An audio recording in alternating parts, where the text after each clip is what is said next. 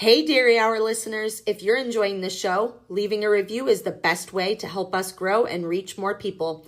Plus, I've got a little thank you for you. Snap a screenshot of your review, message it to me at DairyGalVal, and I will be sure to send some fun Dairy Hour stickers your way. Thanks for supporting the podcast, and I cannot wait to mail you some swag. As a busy mom and dairy farmer, I'm always looking for ways to support my family's health as well as my own, and I absolutely love Wonder Cow Colostrum. It's packed with essential nutrients, great for supporting gut health, boosts immunity, and promotes overall wellness. Whether it's for me, my kids, or anyone looking to stay strong and healthy, Wonder Cow is my go-to daily supplement. I've been taking it for a year now, and it is irreplaceable in my daily routine. If you want to experience the amazing benefits of colostrum too, you can use my special code, DairyGalVal, at checkout for a discount. Give Wonder Cow a try, and you will definitely feel the difference. Hello, everyone. Welcome to today's episode of the Dairy Hour podcast. I am your host, Val Lavigne, and I am joined today by the one and only Amanda Freund. And you may have heard of her recently, especially if you are in the dairy world, because she is the now infamous Shark Tank farmer, CowPots lady, all the things. Amanda, how are you? I'm so good. Thanks for having me on. Good. I am so excited to chat with you. Amanda and I have known each other through our milk co-op for years now, and I haven't gotten a chance to touch base with you in a while. So it's really nice to get to sit down and have a good conversation, and I'm so excited. So, Amanda, if you just want to take a minute and introduce yourself to those who may not know who you are. Sure. So my name is Amanda Freund, and I am third generation on my family's farm in the northwest corner of Connecticut. And with my dad, we own and operate the CowPots business, where we manufacture pots from manure. Because like I said earlier, shit happens, right? All day, every day. All of it. Lots and lots of it. So with that being said, if you guys hear a little background noise, my office is right next to our driveway, and there is a lovely loud manure truck going by every so often. So in the theme of today's conversation, we bring you manure truck sound effects. So anyways, Amanda, so if you want to back up and tell us a little bit about growing up on your family's dairy. Yeah, so I grew up in the same exact house that my dad grew up in, and now my brother is there with his family. So we've been on this little plot of land next to the Blackberry River for just about 70 years. And actually, our dairy barn has been there for about 150 years. So there's been an active effort and task of caring for cows for 150 years here. And so I'm the oldest of four, and 3 of the 4 of us returned to the home farm, and one of us, the black sheep, went off to another farm about an hour away. But I have been involved in actually the 3 different businesses that are here on the farm. So we've diversified the dairy farm business as we, over time and decades and generations, new members join the family. And so the needs for both, income, but also just interests and being able to pursue what was going to be a better option for different members of the family. We have the dairy farm, and then we have a farm market and garden center, and then we have the CowPots operation. So there's 3 different farm enterprises that are all sharing one driveway. And that's amazing that you were able to diversify. And, we know the diversification game here on our farm as well. Instead of growing the dairy bigger, we were able to do different things and bring in different sources of income to allow us all to be back here on the farm. So at what point did you guys start the farm and garden center? So I have a picture from when my dad was probably 5 years old. And so they every summer would have a roadside corn stand. So there would just be a couple bushels of sweet corn that they would harvest, and the cash that was made from selling sweet corn was, what would cover some of their basic household expenses. And so we have always had some iteration of like an extra side hustle. So it started with sweet corn. But then when my mom joined the family back in 1982, so she married the youngest of the 5 kids, the Freund farm, she started adding pumpkins and tomatoes and cucumbers to the mix. And then eventually it moved from the roadside to the 2-bay car garage. And so that's where she was up until 1992. And then she decided that it was time to expand. And so we then built a standalone 2-story post and beam farm market and garden center. So I think we've actually just celebrated 30 plus years in that facility, which has been added to over the years. So most recently last summer, we expanded our commercial kitchen and bakery because the buying habits of our customers has changed and evolved a lot. So 30 years ago, people were still, doing a lot of their own processing with fresh green beans and cucumbers and sweet corn.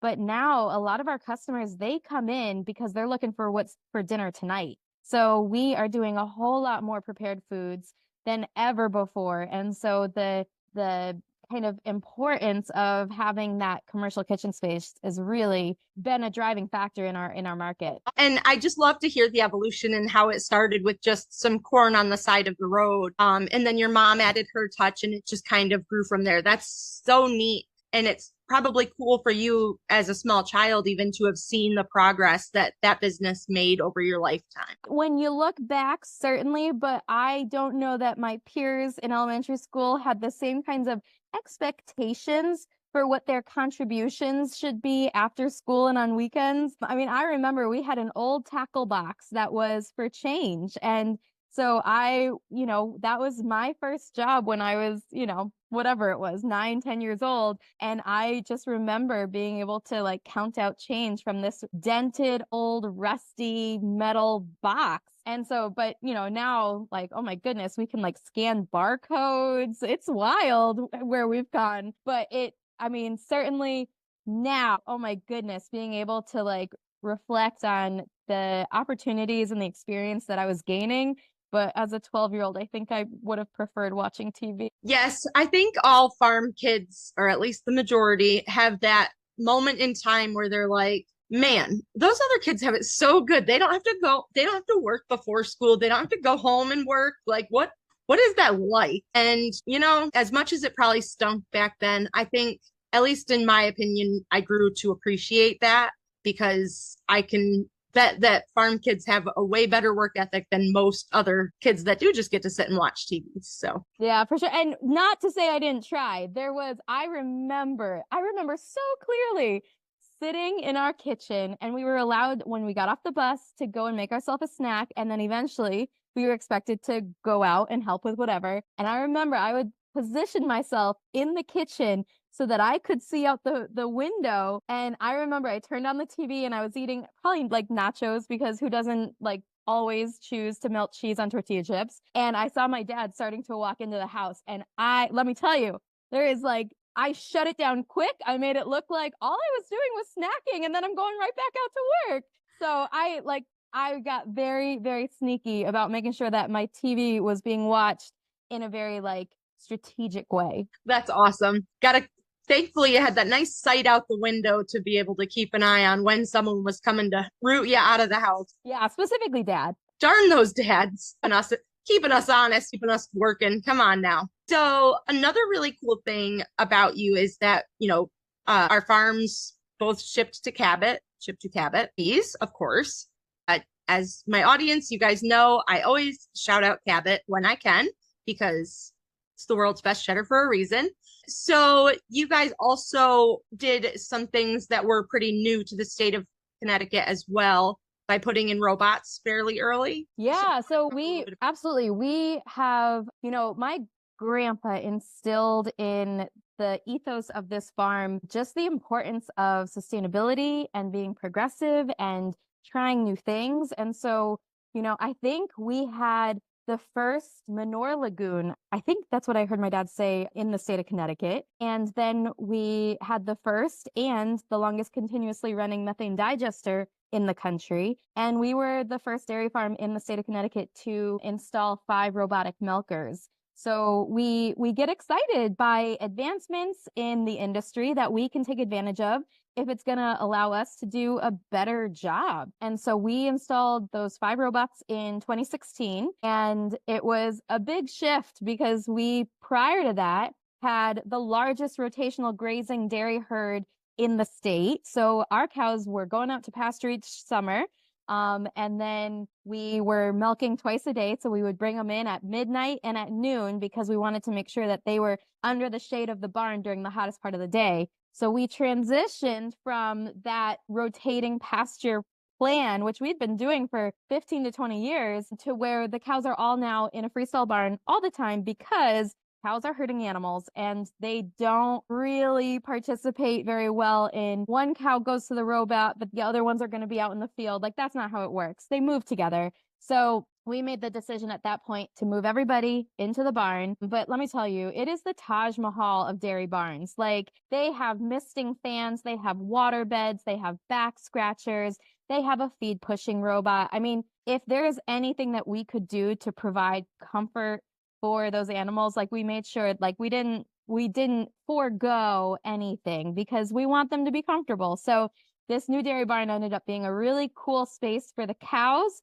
Admittedly, as the farmer, the schedule was a little less than desirable because those robots are running 24 hours a day. And so while one cow only ends up spending about 20 to 25 minutes visiting the robot over the course of 24 hours, that also means that those machines are running all the time. So when something breaks at 2 a.m, you're going to get a call. Yes, they say those robots are pretty rude with their wake up calls, and they need to pick better time frames to call the farmer. I would agree. I mean, I got calls when I was just stepping out of the shower after the long day. I would get calls as I was just sitting down for dinner. I would get calls when I was dead asleep. I would get calls as I was about to take my first sip of coffee. I mean, they're very rude, but I will say for the cows and being able to allow our cows to give as much as they can give and as much as they want to give, those robots have really allowed, I think, for the cows to have such a unique, improved opportunity compared to what, before it was 2 milkings a day. And we hope that works for you because that's what works for us. But now there's cows that visit that robot 3-4 times a day. And that's her choice. She gets to choose. Yes, and that is one of the really cool things about robots. People that are like, oh, you force the cows to be milked. Okay, well, give them a robot and they go get milked more than that. So here's the thing. You tell me if they don't actually like to go in and get milked. Here's our manure truck interruption. I think it's very fitting. Absolutely. If the shoe fits. Plus, when the sun shines, we have to spread manure or we're going to have a pit runneth over. So this is where we're at. But anyways, moving on from the dairy barn, obviously we talked about cows and how they poop a lot. So this little thing that's now a large thing called CowPots. How did that come about? So I feel like your listeners probably at this point have heard about this silly byproduct that cows make. But so we're in the business of making milk, right? So the cows are on the farm because we want to be able to produce and sell the milk. But for every pound of milk that our cows give us, we get an equal amount of manure. And no one is pulling into the yard to take that manure away. So that's our responsibility. And it has incredible value if it's handled responsibly and correctly and timely. But it can also be a real obstacle and a potential pollutant if it's not handled correctly. So every dairy farm has their own management system. So for some, it's a lagoon or a pit or a tank. For some, there's composting that's happening. For some, there's selling it to neighbors or whatever it is. But for our farm, we decided back in the mid 90s that one of the ways that we could gain efficiency was by drag lining. So by pumping the liquid manure through a long hose out into the field. So instead of driving onto the road with every load of manure to get out to the field, this would allow us to have one operator in a tractor out in the field connected to this long pipeline and just be able to go back and forth across the field without disturbing our neighbors by going on and off of the road. But in order to achieve that, we needed to be able to have manure that you could actually separate the liquids from the solids. And so that's why we installed our methane digester. And then, the goal at that point was that separated liquid, but inevitably you're ending up with all the fibers that are being squeezed out of that liquid. And that's where this opportunity opened itself up for how can we handle these fibers in a value added way? So with our farm market and garden center, there was the obvious use for compost and selling it to landscapers and gardeners. But what if there was a way to be different and unique from our neighbor farmers who were also composting? So instead of competing with them, how do we make this something unique and different? And so it really did just start with a handful of manure fibers and some beeswax and Elmer's glue and things that would make it sticky. And the very first pot was truly stirred up on our kitchen stove. And that original cow pot actually sat on our Lazy Susan in our farmhouse kitchen for many, many years. But the importance of that original prototype was to deliver the idea, to help people understand what the goal was, and to help my dad figure out how do we manufacture this? How do we make this a thing that we can produce in mass and not one at a time? Obviously, there's not going to be a market for a $15 pot because that's what the cost of that would have been. We need a pot that's going to be 10 cents, 20 cents. And so it was really just starting out with an idea. And I mean, it was not overnight. This was years and years and years in the making. So about what year was that first prototype made? I would say probably 2000, more or less. Okay. So we're talking 25 years since that first. Yeah. And so then it was really 6 years of research and development, being able to figure out the right manufacturing process to be able to actually deliver the end product that we wanted. And one of the unique challenges that we discovered was it didn't smell when it was dry, but as soon as you watered it, it did kind of smell like manure. And if we're relying on home gardeners that are going to be starting their own seeds indoors in their kitchen, like that's not going to fly. So we learned what processes needed to happen to that manure so that you as Susie home gardener weren't going to be immediately like, ew. Yes, never mind. I don't actually want to smell like the farm. Yeah, like I like the idea of a cow pot, but I don't want it to smell like cow manure. So that was all part of that initial kind of development of the product. And our first year going to market was the spring of 2006, which is the year that I graduated from college. So my very first job after graduating from Cornell University was loading up the family minivan and driving to garden centers selling them shit. Thanks, Cornell degree. Let's go. Meanwhile, my best friend went to law school, and I struggled with like the trajectory of like our choices, our lives. But I am delighted to be able to reflect on that experience now. And that lawyer can't say that she was on Shark Tank now, can she? Cannot, but she probably gets to buy nicer things than I pay. But no, this is true. And I think she also probably doesn't get to say that she jumped off a John Deere tractor to come in for a podcast interview and still be like, realizing that you've got like grease on your hands. Most of the audience can't see it, so you're good. So it started out, slowly, obviously. And how did people start to respond when you showed up just out of college with a van full of pots made of cow manure? How did that go? There were not a lot of receptive business owners. I got a lot of laughs and like genuine like questioning, what are you selling? Like, for what? Like, what would I use this for? So admittedly, it was a slow start because back in 2006, the amount of press and media around single-use plastic and biodegradable alternatives, I mean, it just wasn't quite in the mainstream like it is now. I mean, there weren't policies and regulations preventing you from using certain types of products, or, we just weren't there yet. So like culturally, socially, this was kind of a little bit ahead of its time.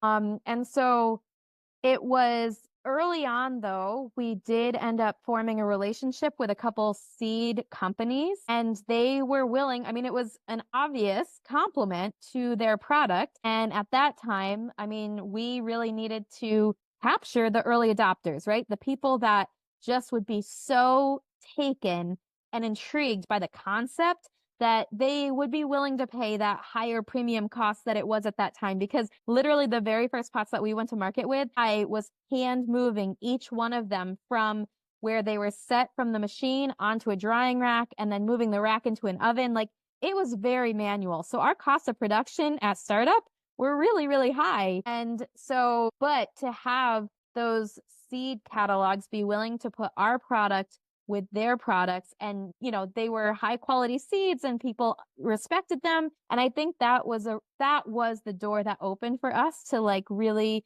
demonstrate that this isn't like just for ha-has, like this is viable and legit. And then that following year, in January of 2007, we were featured on Dirty Jobs on the Discovery Channel. I didn't even realize that. Yeah. So the debut episode of the Poo Pots episode on Dirty Jobs was January 2007. And that put us on the map. We weren't positioned to be able to fill orders for these people from all around the world because e-commerce was also not really a thing then. And so, but all of a sudden there was like broad awareness and familiarity with what our product was. And we got to show like in 20 minutes on national TV the story behind what we're doing and why we're doing it. That's awesome. And I'm guessing you got to meet the one and only Mike Rowe in the process? But yeah, him and his whole production team. So they were here for 10 to 12 hours doing all the filming. And then the whole crew came over to our house for dinner afterwards. Oh my gosh, I'm starstruck. I love Mike Rowe. He's so cool. He's genuinely like an incredibly authentic human. Like, yes. Leading up to him actually showing up that day, my dad started to kind of question this decision of inviting the cast or the producer and the team from Dirty Jobs onto the farm, because we are still a dairy farm and we don't want people to associate what we're doing as being dirty and like have that be a reason for them to question and be critical of their choice to consume dairy products. And so he shared that concern with the production team, and they were incredibly conscientious about that. And so I think at the end of the day, they handled that really, really well. That's awesome. And now I know what I'm gonna have to do when I get off of this interview is go look up the episode, because I'm guessing it's probably in the YouTube universe somewhere. Yeah, if you search, I don't know if you can watch the whole episode in like one video, but if you search Dirty Jobs Poo Pots episode, you'll see, and it is, I mean, it was incredible. Like even to this day, like I enjoy, like if I happen to come across like a rerun, like it's delightful. Like it's really stinking entertaining. And I will tell you, there's one scene in the episode where the guy is underneath the separator, right? So on the back end of the digester where we're squeezing out the liquid from the solid. So Mike Rowe was helping remove the screen to get it cleaned out. And so a gush of manure just spilled down and covered the camera and the producer. And I'm pretty sure that camera did not make it. Like, I think that was its last day. It died in a puddle of poo. It did. Oh my gosh, that's awesome. And that's still such a cool experience. And for those of you listening, I will attempt to find the video so I can link it in the show notes for that Dirty Jobs episode, because that's really, really interesting. And I always love a good rerun of Dirty Jobs, because who doesn't, right? Absolutely. So let's talk about more of the progression. So Dirty Jobs airs, you're getting more orders than you guys were prepared to take. How did things progress from there? So then we were able to start working with a distributor that really helped us get our product distributed nationally to a lot of retailers. And so specifically like our chipboard sleeve product, that's just like a 12 pack. And so that got us, we really were able to get product much further out with the help of this distributor than if we had just been on our own. But we really, we continue to rely on grassroots marketing for sure. But we've, over the 15 plus years, we've expanded our distribution so that we have our product being warehoused in Ohio, Maryland, Illinois, Wisconsin, Oregon, Texas. And we've made good choices. We've made bad choices. I mean, anybody who's in business, like you see things succeed, see things fall flat. Like And so I mean, we found a lot more things that didn't really work than we did things that like were like really propelled the business forward. But there was one point in 2014 and 15 that we were actually manufacturing a private label product, and we made 38 million units. So we were actually running our CowPots facility 24 hours a day, 7 days a week, to be able to meet the purchase order and to also build our CowPots products. And so we had 30 employees at one Oh point my gosh. to be able to keep the facility going. And we were even at that point bringing in manure from our neighbor's farm because it was more than what we had available from our own farm. So at this point today, all the manure for making CowPots is coming from this farm. But when we reach that point where there's a surge in demand and we're running longer shifts, we have dairy farms on either side of us that are very happy to deliver us some manure. Oh, you need some of this? Sure, here you go. Have some poo. Yeah, exactly. And that was actually one of my questions that you answered with that is if you guys are self-sustaining as far as manure goes or not. So that answered my question already. Yeah, and so the CowPots only ends up using the solids, and manure is 85% liquid. So we're only actually able to utilize 15% of the total manure produced on our farm for making CowPots. But that is 15% of the manure produced on this farm that we are exporting off the farm at a profit. And so but the nutrient goes with the mass. So we're still, dealing with a lot of material that we need to handle carefully and responsibly for fertilizing our cropland. But there is an agreement with our neighbors so that they're happy to support and assist when needed. Awesome. I'm willing to contribute my manure as needed, right? Here, Exactly. take some off my hands. So I guess that leads us more currently and the big Shark Tank debut that was just a couple weeks ago. And how does that whole process work? Like at what point in your thoughts were you like, I think I want to try to be on Shark Tank? And if you want to just kind of walk us through how that goes about, because I'm guessing the majority of the people listening have obviously probably never been on Shark Tank. So people have suggested over the years that we should be on Shark Tank, and we really just disregarded the recommendation suggestion because it's just like, if we need a loan or money, we'll just go to our bank. We'll go to our lender. Like we're not really positioned to be looking for an equity partner in this business because it is a family business. And so I had never seriously pursued it. And there was a woman that was working with me this last year who went onto the Shark Tank website and she submitted a web form just out of curiosity. And when they followed up and asked to schedule a 30-minute interview, she then forwarded it to me and said, by the way, I submitted a web form for Shark Tank for CowPots. And I had a lot of mixed feelings, mostly critical and frustrated. But I was like, well, I guess I'll take the call. And so there's basically 3 different ways to potentially pursue or be cast for Shark Tank.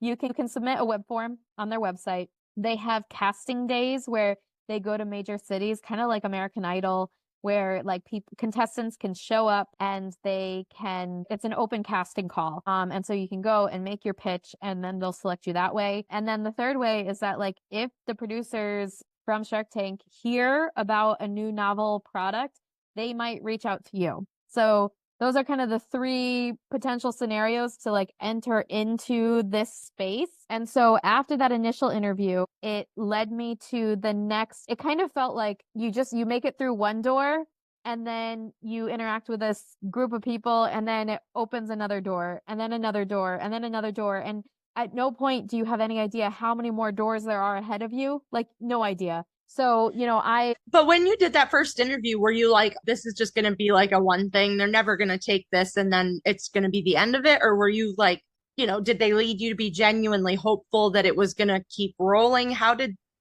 you feel going through that? At that point, I was still really skeptical about it. So like, I was genuine and sincere in my responses, but like, I was not putting a whole lot of real, like, I wasn't like putting a lot of weight in it. I Mhm. just, if it led to another call, okay. If it doesn't, that's not going to surprise me because this seems like a long shot. And so then the next thing you know, corresponding with two people from casting. And every week throughout July and August, we had Zoom calls, had assignments. I was drafting my pitch. I was designing my set. And so all of these things, because they want to make sure that like when they're ready to start scheduling entrepreneurs and pitches, everyone, like regardless of how many slots they have, and I don't know how many total entrepreneurs end up coming on stage to film. But they just want to make sure that everybody is like ready. And so all the work of all your financial documents, your background checks, I mean, it is work. I have every entrepreneur that ends up on that stage, like they put in the effort. And initially, I wasn't taking it that seriously. And so I submitted the application. My dad saw that it was like 100 questions. And so he's like, I'm not doing that. And so we just like let it be like, okay, like we'll just see where this goes. And then when it actually came time to like seriously thinking that we were actually going to be invited to go up on that stage, it was too late to be able to include him. Like he missed the boat by not submitting that original application because it was also part of like a background check.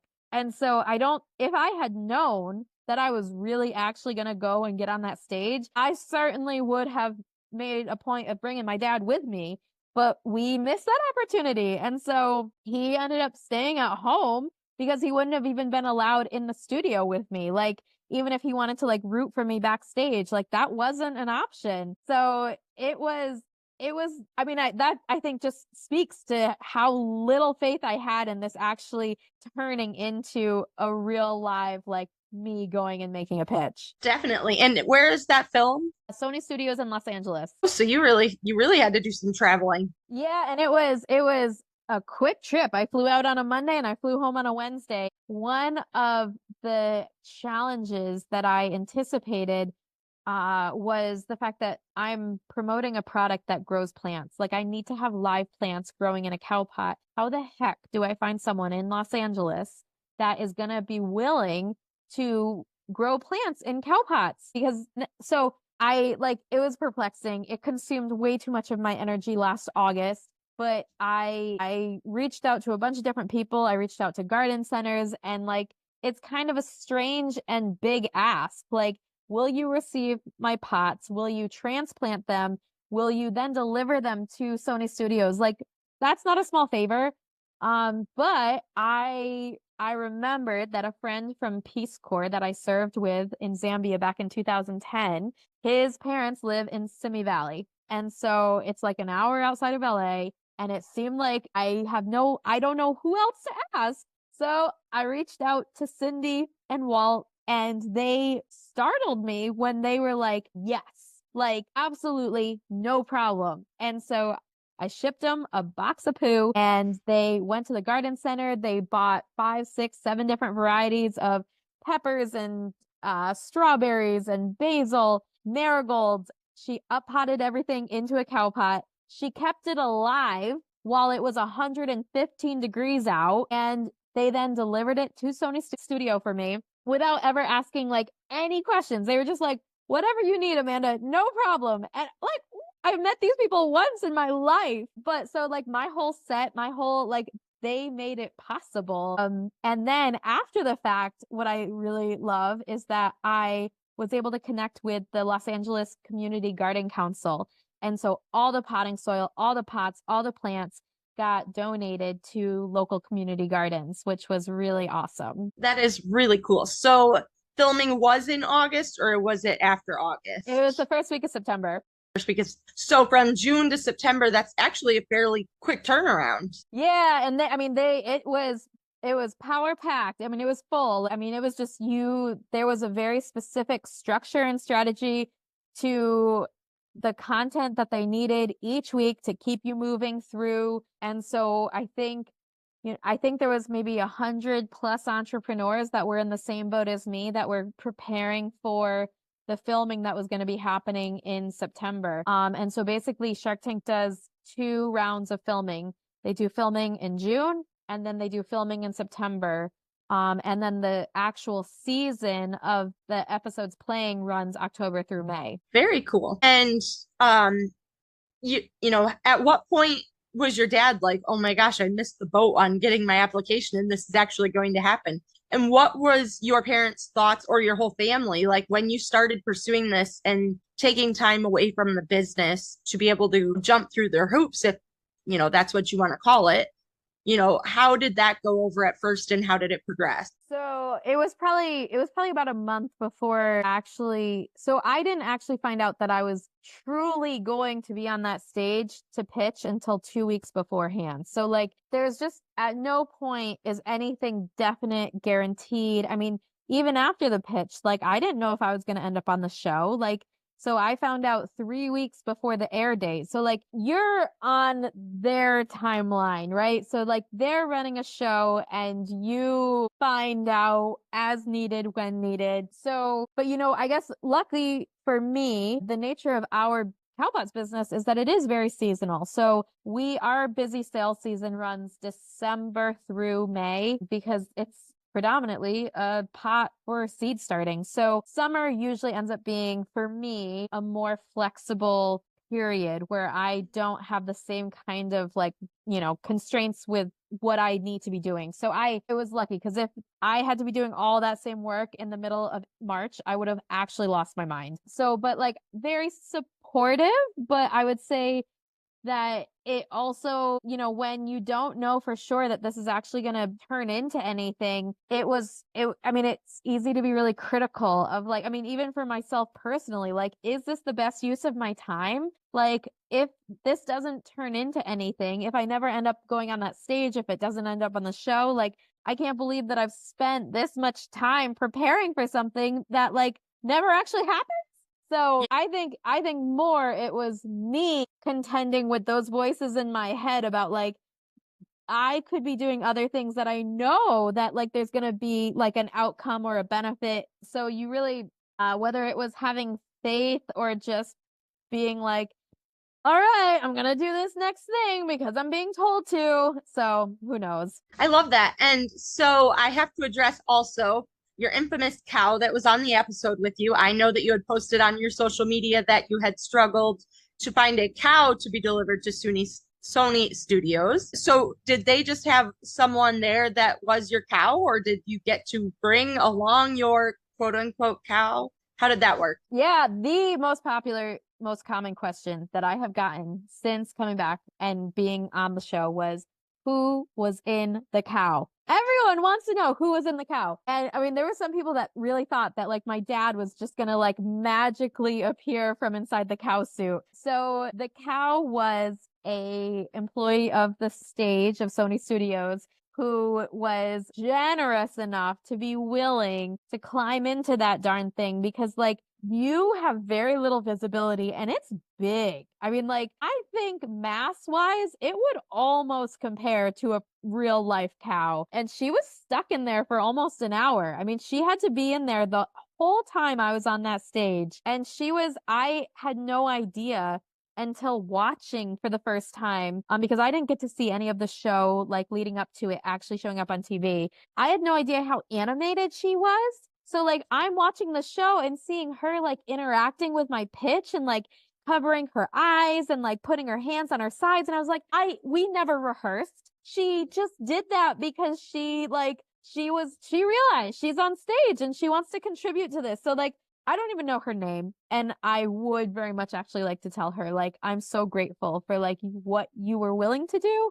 And I will tell you that I loved the idea of it being a real life cow. Like I wanted so badly to walk on stage with a real life cow. It was going to cost $2,500. And I also really struggled with the reality that the chances of a cow not pooping while I was on stage were really unlikely. And the impact that that would have on 5 people that have probably never had to see a cow poop, like I would tarnish everything. So between the crazy price tag and the reality of a cow pooping on stage, the inflatable was the way to go. Definitely. And she did a fantastic job because I was watching and I was like, oh my gosh, this cow is knocking it out of the park. She I did don't great. think And I will tell you that so most of that set did not come home with me, but the inflatable cow got put in my suitcase and I made sure to bring that home. yeah, it was fantastic. She did a fantastic job of interacting with you, like you said. And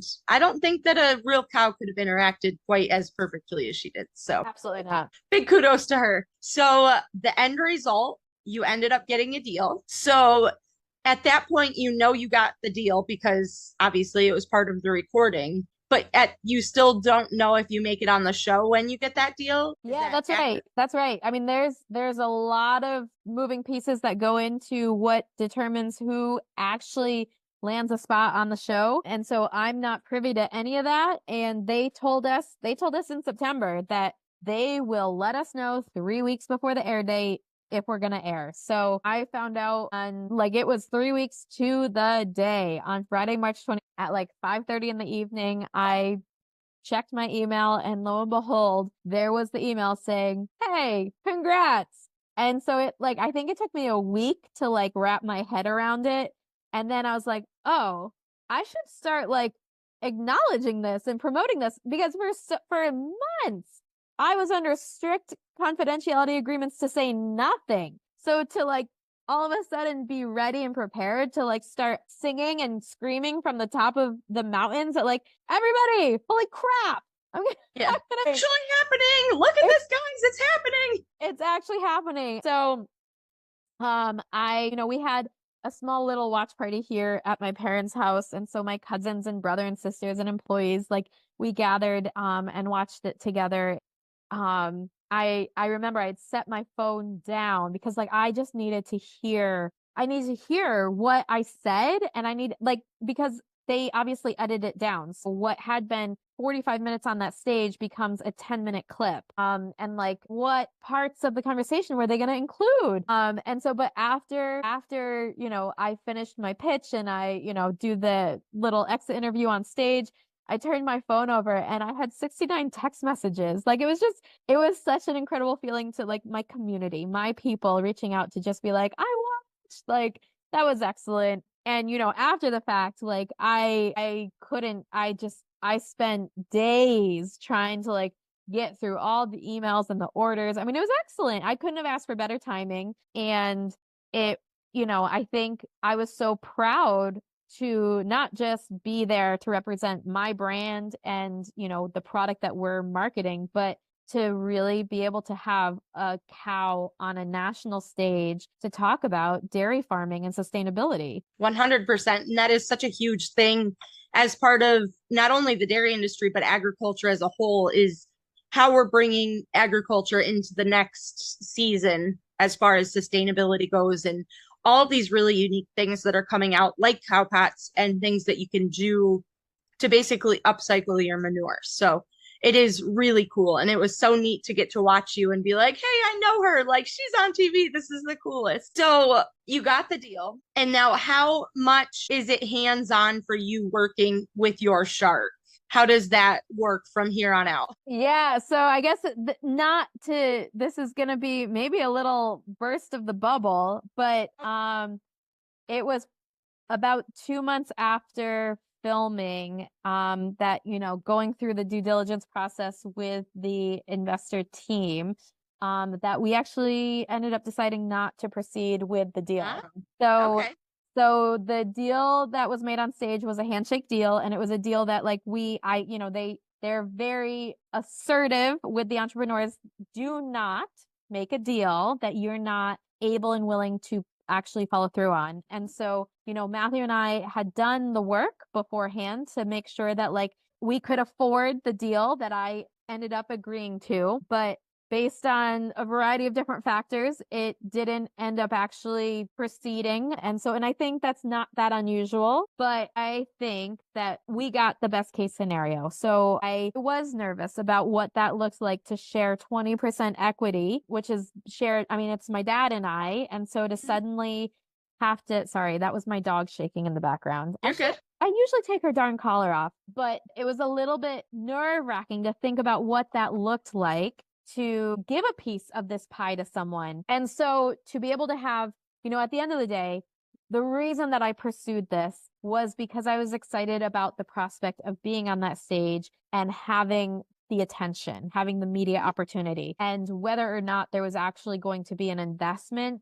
that was like a side benefit or perk. And so at the end of the day, it was, I think, well received by everyone. They take perception as reality. So they saw me make a deal. They think it's happening, whatever. But at the end of the day, like, I think I got the best possible outcome because it, made it on the show and at the right time. Like, people are getting ready to be gardening now. Yeah, and have you seen any upticks in sales since the show aired? Oh yeah, it's definitely been busier than last April for sure. Awesome. So there's weather. I mean, so this is the real test is it going to be sustainable? Are all of these people that are trying my product for the first time, are they going to come back next year? Because it's not the type of product where, when you run out of toothpaste, you make sure that you go buy more toothpaste. Like, this isn't something that they're going to think about buying again until next spring. And so that's a long time for it to kind of fall out of their mental space. So that's a big task, is to stay accessible, relevant, present for when they're ready to buy my product again. Yeah, and as a business owner, what are some of the things that you're doing to try to ensure that you are staying top of mind? I spend too much money on Google Ads. Like, I actually feel like it's almost the same as if I were to just set a bunch of money on a table and open the door and just let it blow away. Like, there are people out there that are probably really good at tracking Google Analytics and knowing how to make ads. I'm not that person, but I feel like it's important to like show up at the top of, the search page or the side column where you're seeing ads. So I don't love that, but it feels like necessity, reality, and being really accessible whenever anyone has any question about the product and they reach out to me or they leave a review. Like, I am going to engage every time. Like, we are small enough where I take every single customer's experience really to heart. And I am prepared to give all the advice and guidance and suggestions. And if I don't know the answer, then I'm going to find someone who has the answer. So obviously, offering a pot that's meant to grow something in, there's a lot of freaking variables that aren't always the pot's fault. So what kind of potting soil did you use? How old were your seeds? Did you overwater? Did you give it sun? Was it warm enough? And so when someone suddenly has an issue with their seeds aren't germinating and they're so quick to blame my pot because that's the new item they're trying, but like, hold on a second. Like, let's review like all the other growing factors, that are contributing to this. So, but I always want to make sure that like I'm a resource if I can assist and support so that they have a successful experience. That's awesome. I'm still starstruck that I get to know someone that was on TV, It's very exciting. And I've had an absolute blast hearing your story about CowPots and your journey as far as, being part of a family business and, making it to the big stage in LA, even if you weren't able to bring a real cow, So at this point, I like to just ask a few rapid fire questions just to get to know you a little bit better and have some fun with it. So coffee or tea? Coffee. Coffee. All day, every day. Yeah, well, I shut it down by 3 p.m. for sure. Coffee, like when I have to replace coffee with tea because I didn't restock milk in my fridge, it's a tough day. Rough, just rough. Morning person or night owl? Morning. And pizza or burgers? Questions today? Yeah, so I guess I'm gonna say pizza. Favorite ice cream flavor? Ooh. Well, it really depends on a few different variables. Most recently, so for my watch party, I did get Ben and Jerry's Netflix and chill. So I guess because like the peanut butter, the chocolate, the pretzel, like, yeah. But I think like if it's gonna go with fruit, then I have to be more mindful of that. So then maybe I would do ginger, but like hazelnut, that's also really excellent. So between those 3. All the ice cream. That's my opinion. Yeah. All the ice cream. What is your favorite childhood memory on the farm? Besides hiding from my father because I thought he was going to yell at me for watching TV, think being always in proximity to my family. So, my mom was building a business while she was raising the 4 kids. And so to be able to get off the bus and like both of my parents are there, they're home, but like working. So to, I think, just have that kind of uh time with them always. And I did especially appreciate when I would intentionally forget my lunch at home and I would go to the office at school to call my mom to ask her to bring my lunch because I forgot it. And I would usually hope that she wouldn't have time to make it. So then she would go to McDonald's and bring me a Happy Meal. Like, I would say strangely, that's my favorite childhood memory right now because she was home farming. And so it allowed me to always know how to reach her and know that I might be able to get a Happy Meal out of it. I might get some McDonald's today. Yes. Yeah. Love it. And then you're that kid in the lunchroom who gets freaking a hot what? So, Put your peanut butter and jelly over there. I'm having McNuggets. yeah, no kidding. No kidding. That's amazing. What is your bucket list travel destination? Okay, so I'll tell you actually, so it's a place that I've already been, but my grand plan, my fantasy is that when I retire, I will buy a little hacienda in Oaxaca, Mexico. And it's going to be like one of those houses that has like the courtyard in the center with a fountain. And there's going to be tropical birds. And there's going to be a cafe next door that I like get to go and get freshly roasted coffee every day. Like, it's a very real vision in my mind. But like post work life, I'm going to retire to Mexico. She hasn't thought about this at all. Not at all. Yeah. There's been no prior thought to this. I love it. Okay, so I always have guests from the podcast leave a deeper thought question for a future guest. So this is your question. What advice would you give your 20-year-old self looking back? Whether it be business advice, personal advice, what kind of advice would you like to give her? Well, whether or not 20-year-old me would truly like believe it or like embrace it, but like imposter syndrome is real. And like it's something that I think everybody lives with every day. And I guess I would just really try to encourage 20-year-old me to like not let that be a reason to not do the things or like, I mean, I just to be able to just embrace and appreciate that like I am what I am. And like no one's opinion is going to change what I am.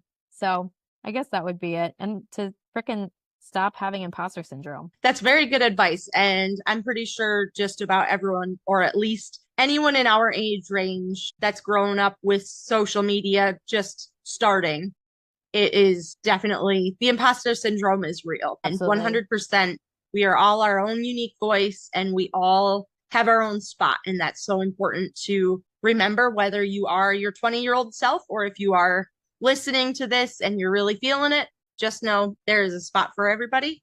And you are, in fact, not an imposter. You are yourself. Yeah. So awesome. And what quote do you have for us today? So this was actually a quote that I wrote down in my journal while I was serving in Peace Corps. And it's now actually like on a little blackboard that's sitting in my house. And I hope that I'm going to say it correctly. Courage is not always a roar. Sometimes courage is the voice telling you to try again tomorrow. And why is that something that's important to you? I think, especially being the fact that it immediately makes me think of being in my little mud hut in Zambia. So like that quote actually brings me to a physical place. And at that point in time, I think I was just like always so nervous that I wasn't doing enough, that I wasn't contributing enough to that community that I was living in, and trying to be of service to. And so there would sometimes be days where like the only thing I actually got done was like doing my dishes and maybe visiting the local school, and just like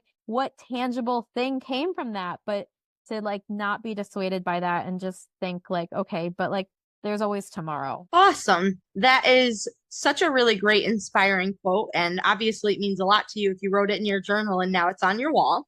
So, very, very much resonating with everything going on. And Amanda, where can people find CowPots? where can they follow you on social media, all those fun things. Yeah, so cowpots.com is the website. And then on Facebook and X and Blue Sky and most of the other places, just search for Cowpots, one word. And on Instagram, Cowpots Girl.